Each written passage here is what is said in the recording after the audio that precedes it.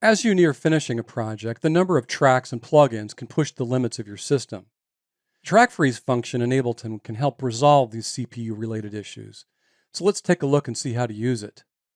So I've got exercise 1 from chapter 7 open, and I know that I've got some CPU problems, or at least I'm hitting the CPU pretty hard down here in the second half of this out chorus. So what I want to do is I want to show the new performance meter that's new in Ableton 11 here at the bottom. And remember, you can do that by clicking on this last show hide button on the lower right hand corner. And now I'm going to play this last chorus scene here, and we'll watch these meters and we'll look for the areas where, or the tracks where the most CPU usage is happening. Here we go.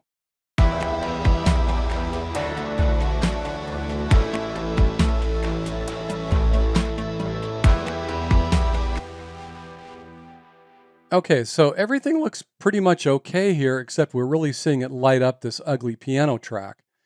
So let's go ahead and freeze that track. Now, in preparation for doing that, I'll just mention that when we freeze a track, what it's going to do is it's going to render any automation and any of the plugin processing that's happening on that track, and it's going to render it to a temporary audio file. And when we play this scene or we play the track, we're actually going to be hearing the temporary audio file.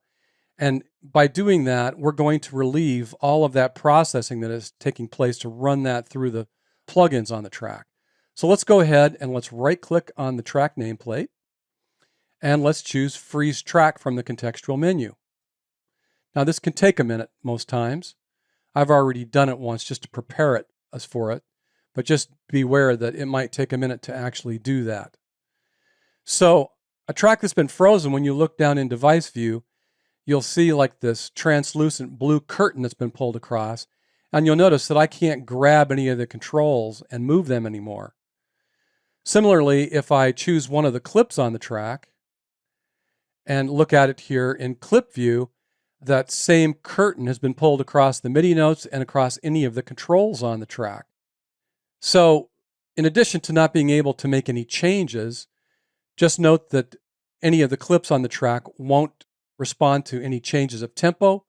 You can't transpose those clips, and you can't do anything with the warping functionality. Now, I'll also point out that if I hit my tab key, and let's hit the back to arrange button, you'll notice that we see the same thing has happened to the track here in arrangement view. So when we freeze a track, if there's content in both windows, it's going to write that temp audio file for both windows. All right, let's come back over here and let's hit and play the big chorus track again, and let's check out the meter.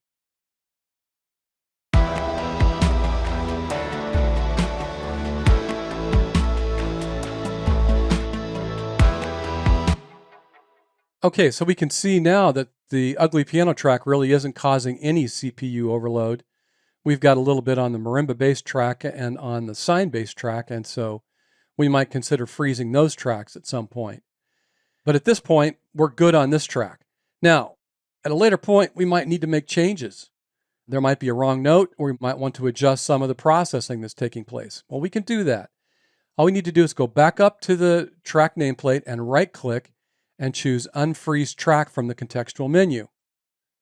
Now we can select a clip, we can make a change to a MIDI note or anything here in clip view, or we can shift tab over to the devices and we can make any changes that are necessary. When we're done, we can go back up to the track nameplate and right-click again and choose Freeze Track again from the contextual menu. And now we're back to where we were. Now I hadn't made any changes here, and that's why it froze the track so quickly. Now, there might reach a point where we're happy with everything that's on the track. We don't need to make any changes. And so we want to write all these clips as audio clips. And we can do that. So we can go up to the track nameplate and we can right-click and we can choose Flatten Track from the contextual menu. That will take everything on this track and rewrite it as audio files, and there will no longer be any plugins on the track. Now, oftentimes before I do that, I'll go ahead and I'll duplicate the track. And then I'll go ahead and flatten that. And we can now see that each one of these clips has been rendered as an audio file. And at some point, if we need to, we can just delete this other track. Now that you're familiar with freezing and flattening tracks, you'll be able to manage CPU overload problems when they occur.